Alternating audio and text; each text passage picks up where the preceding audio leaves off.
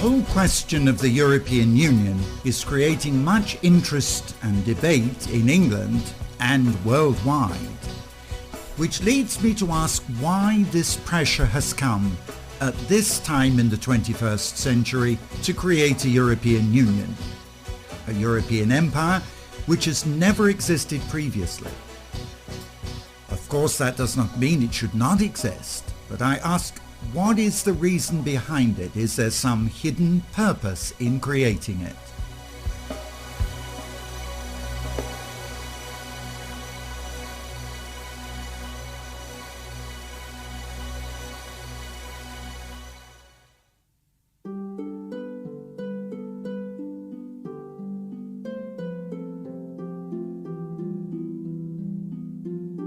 One argument is that it is to prevent war in Europe, which has never been united but has a history of division into tribes and nations, all of which have changed borders, usually because of conquest.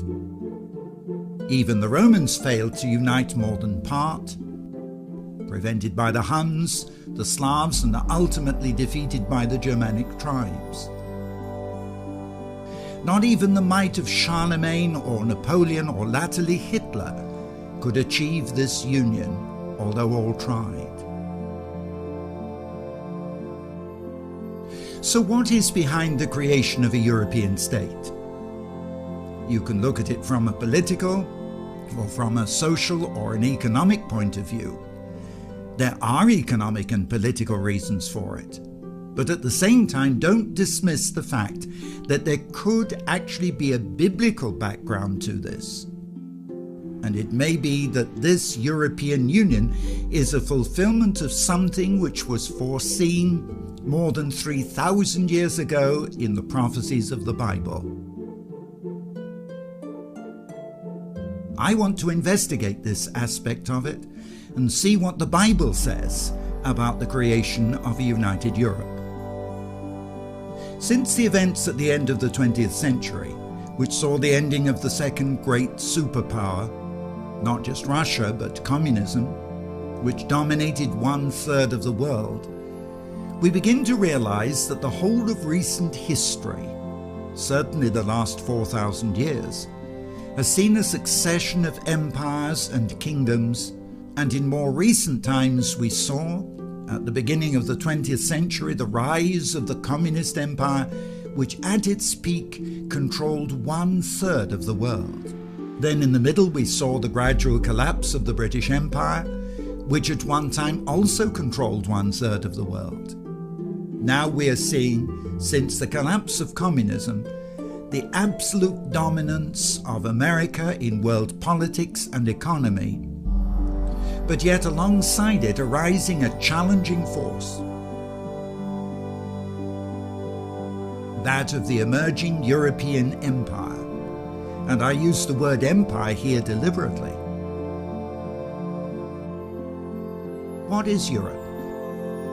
Is it simply a social union? Is it an economic or commercial union? Is it a political structure? Or is it becoming a threat to the world? Some would suggest previous empires were.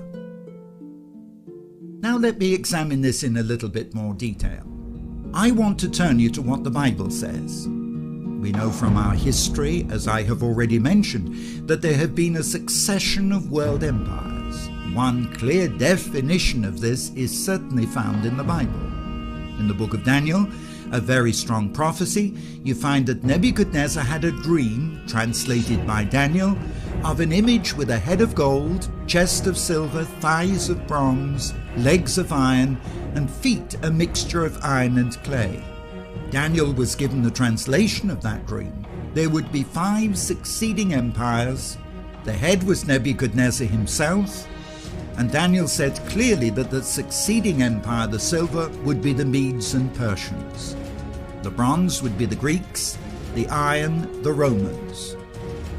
Now, the interesting thing about the dream was that the translation literally began to be fulfilled at that time. The significance is that those first 4 empires were fulfilled in the scope or span of biblical history. But yet the Roman Empire, the Iron Legs, was to continue right through until the final dissolution in the 5th century AD. So that although this was a prediction or prophecy, it is possible to see the literal fulfillment of those prophetic empires. The only one not fulfilled is, of course, the feet, a mixture of iron and clay. Many Bible scholars who have tried to translate biblical prophecy have inferred that the iron and clay in the feet of the last empire is a restoration of the Roman Empire. But iron does not mix with clay, so it infers a weak, disunited power, ultimately to be broken by the rock. Nebuchadnezzar's vision, translated by Daniel, referred to the feet being broken and smashed by a rock, which we believe to be Jesus Christ at his second coming. But look at the New Testament in the Bible, where you very clearly get in Revelation 17 a reference to a mystical figure which is called the Mystery Babylon, which would be revealed in the last days. Now look at this in a slightly different context. The first empire was Nebuchadnezzar's. He was responsible for building Babylon. Remember that the Tower of Babel itself was the central part of Babylon. In many languages, the word for Babel and Babylon is synonymous, although in the English we do use slightly different words, but they mean the same thing. Babylon was where Babel was. Babel was in Babylon, right? Now, the Babylonian Empire under Nebuchadnezzar was destroyed by the Medes and Persians. Where? In Babylon. The Medo-Persian Empire destroyed by the Grecian Empire under Alexander. Where? In Babylon. The Greek Empire was destroyed by the Romans, also in Babylon. But who destroyed the Roman Empire? Well, there are explanations. History suggests that one can laugh a little, a bit because of this, that the Roman Empire collapsed because of an obsession by civil servants, where it became far too dependent on its structures, its laws, its bureaucracy, and it was destroyed by an accumulation of bureaucracy. But literally, the physical destruction of the Roman Empire was accomplished by the Germanic tribes in Europe, not in Babylon, but in Europe. Now, this is going to lead me to a further evidence here, because I can prove to you without any question, and this is not a theory, this is an historical fact, and I can prove to you, if it was the German tribes who destroyed the remnants of the Roman Empire in the 5th century in Europe, not Babylon, ultimately part of Babylon physically came to Germany, although not until the end of the 19th century. Babylon is actually today to be seen not only in modern Iraq, but also reconstructed in Germany. But before we go to Germany and have a look at this, we should look at Strasbourg first. I want to leave the question about Germany unanswered because this will take a complete program on its own, part 3 of this series. And you will understand better if we look at Strasbourg first. Now I want to bring you right up to the 21st century and have a look at the Europe that we are living in now. Not history, nor even Bible prophecy. Let me show you one of the 2 centres of the European Parliament in Strasbourg, which historically was for many centuries part of Germany and is now part of France. In my hands I have an ordinary Bible. It's my Bible. But for many people, they think that the Bible is just history, or, yes, that it's full of prophecy about the future. And so many people think that all prophecy must be in the future, not in our lifetime, but sometime in the future. But I want to try to show you in a very definite way, a very clear way, that we are actually living in the time when Bible prophecy is being fulfilled literally today in your lifetime. For example, The Bible speaks very clearly that Daniel had, well, at least Nebuchadnezzar had a vision, which Daniel was able to translate, of an image which represented 5 empires, starting with Nebuchadnezzar and going on to the Medes and Persians and so on, down to the Greeks and the Romans. Now, we do believe that the last empire that is spoken of in Daniel's vision is a restoration of the Roman Empire, but we believe that actually we can find that restored Roman Empire not just in the Bible, but today, here, not in the future, but in the day in which you are actually living at the moment. Now, where is this restored Roman Empire? What is it? Well, I want to take you on a visit and show you where it is and what part it's playing in your own life at this very moment. Come with me and let's have a look.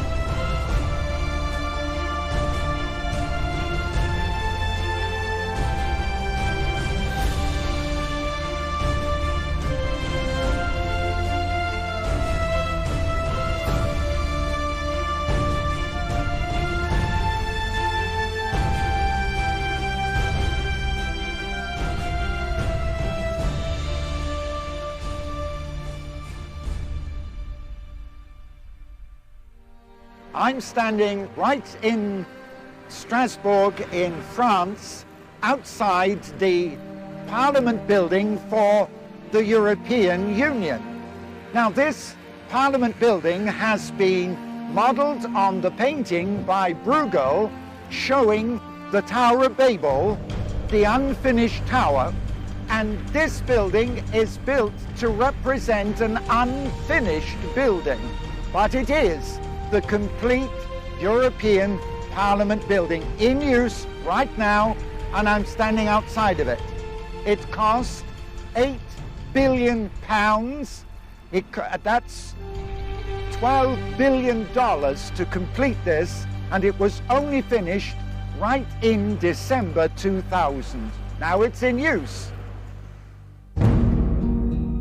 Years ago, when the European politicians wanted to advertise the purpose behind the European Union, to persuade us to become part of it, they produced an advertising poster based on the painting of the Tower of Babel by the famous painter Peter Bruegel in 1563.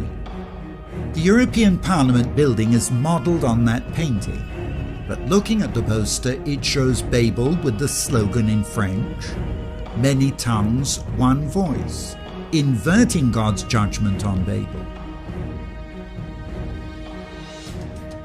Also, the 5-pointed stars of the European flag have been inverted. But why? This is a recognized occultic sign. With the points down, it reveals the devil's head with horns. Look even at the European flag with its 12 stars. These normally signify the crown of Mary, Queen of Heaven. But in Babylonian culture, Queen of Heaven was the legendary title given to the earthly mother of Nimrod, builder of Babylon. But what is Babel? According to biblical history, the city of Babylon was built shortly after Noah's flood by one of his descendants named Nimrod. The people joined together in order to make a name for themselves and to increase in power, and built a great city with at its center a great tower and temple called Babel. This tower was a symbol of rebellion against God, intended to reach heaven and to prove that there was no God, or if he existed, the tower would be high enough to escape a second flood, punishment for their sin. God destroyed the Tower of Babel, and the city became known for sin and rebellion against God. Eventually, in the year 586 BC, God even allowed the children of Abraham, the Jews, to be driven into exile in Babylon because of their sin. While filming these scenes, I asked a journalist born in Strasbourg if she understood the meaning of the tower. She did, and confirmed that the members of the European Parliament also understood that it represented Babel from the Bible, but that the purpose of the European Union was to finish what Nimrod and the people together had failed to do some 3,500 years ago. What would they complete? The tower? Or the power of a united people to rebel against God, totally and finally, by their acceptance of sin as a normal way of life? So this European Parliament building is a symbol of man's pride and rebellion against God. A place which must ultimately be destroyed by God because of sin. A modern tower, temple, as a symbol of the people of the 21st century uniting to say, God is dead, let us make our own gods.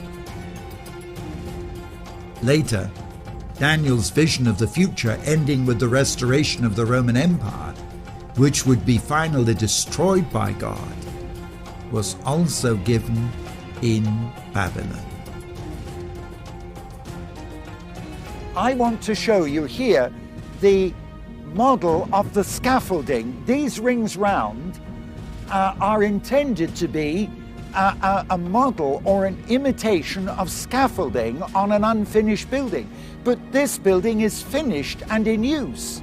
So in other words, they're trying to demonstrate on every part of this the unfinished Tower of Babel, Babylon. But this is the European Parliament in Strasbourg. This is not Babylon.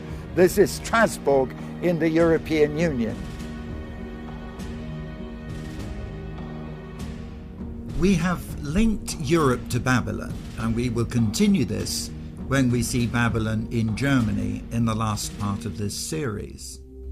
But what about the restoration of the Roman Empire? In Strasbourg, we have the first link with Rome.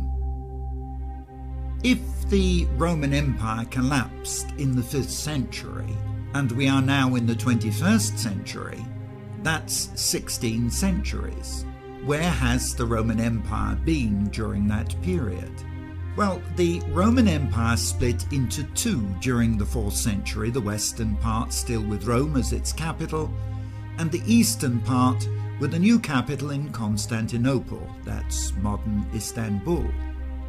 As the political power of Rome declined, its spiritual power, following the conversion of Constantine, remained, but still divided along the political line from which in turn was to develop into the Western or Roman Church and the Eastern or Orthodox Church. So the Roman Empire never actually went away, but the legs of iron existed until recently, the power passing into the Church, continuing through the European prince-bishops, especially in Germany, and the Vatican, which became and still is a separate state within Europe, until now, when during the last 50 years a new empire, based on the Treaty of Rome, made up of many nations, temporal, mingled with the spiritual, to become today the final empire, or the feet, the iron mixed with the clay from Daniel's vision. Interestingly, it was Martin Luther who was the first to make the spiritual break from the Roman Church. But then came Henry VIII in Britain, who, in order to further his own ends, made a complete break with the Roman Church and established the English Church together with the Protestant revival, which still exists today. Britain, breaking away from Rome in the 16th century, is very significant, because this is where we stand today, not totally in agreement with the European Union, torn between kinship with America and union with Europe. Is this a critical factor? Is God in his wisdom intervening to deliver us in England from what the European Union is about to become? Is it strange that for over 4 centuries this has been a spiritual as much as a political issue? Also that there is ongoing debate over the closeness and wisdom of our political union at the same time as a second debate over the possibility of reunion between Protestant and Catholic churches? The legs of iron have become the feet of iron mixed with clay. This incompatible mixture of the revived empire is destined to be destroyed by something not made with man's hands, the Son of God, Jesus Christ, at his near return to set up an everlasting kingdom. Not the 1,000-year Reich envisioned by Hitler, but a heavenly kingdom ruled by the Prince of Peace.